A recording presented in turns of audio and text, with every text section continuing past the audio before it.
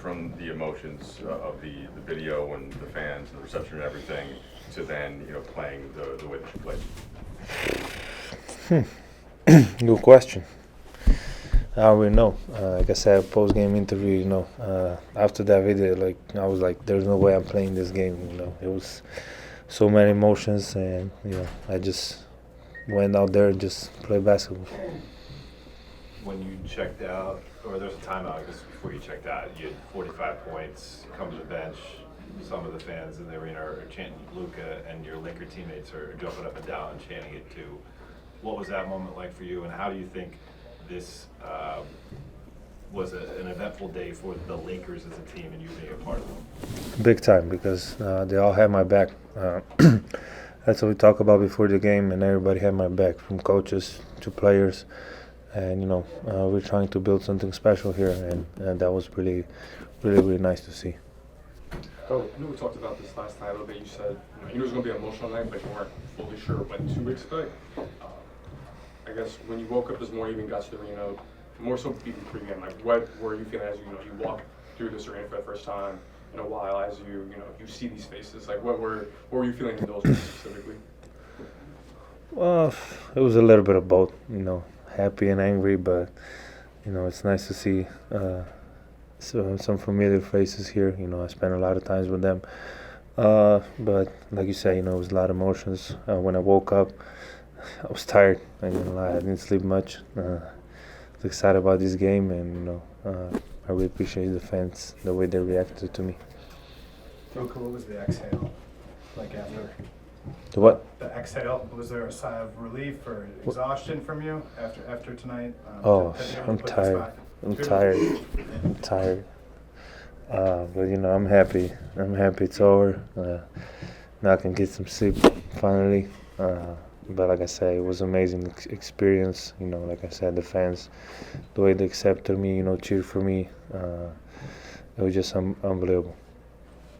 Luka, you had that moment after you checked out where you got a standing ovation from the crowd, you got a standing ovation from the bench, and then you sat down and you were surrounded by everyone standing. What was going through your head there when you kind of sat by yourself for 30 seconds?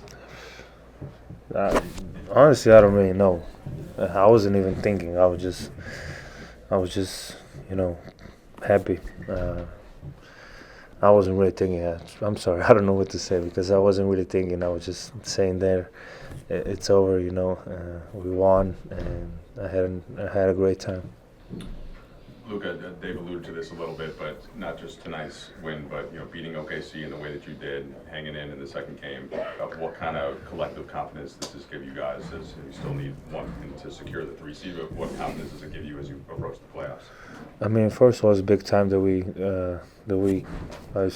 clinched playoff spot. It's a big time. You don't want to play in. You get some rest. But obviously, we want the 3rd seed, and we're gonna go after it for sure.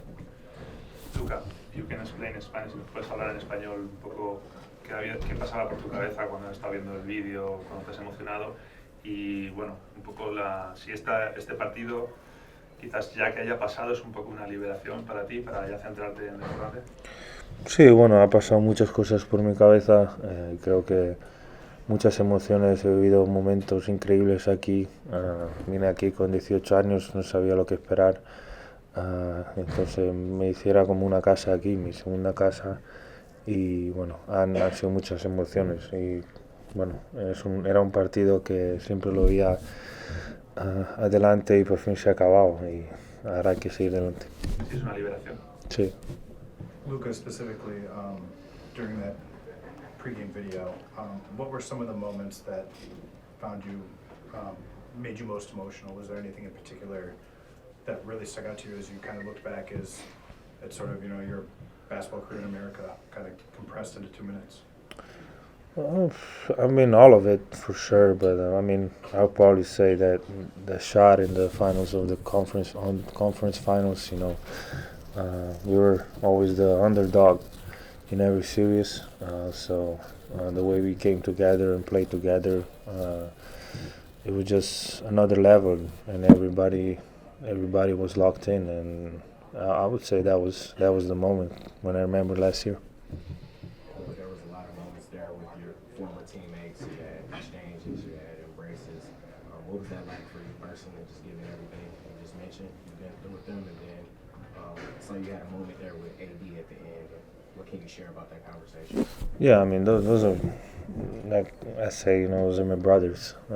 I know we're not on the same team now, but I always have contact with them. We went through wars together, and you know, it was just like it was nice to see everybody. In the end, you know, with AD, we got traded for each other. So from now on, everybody gonna compare us to. But I think he's an amazing player, and I think he's gonna do really good in Dallas. Go ahead. Couple more. Go ahead. Yep.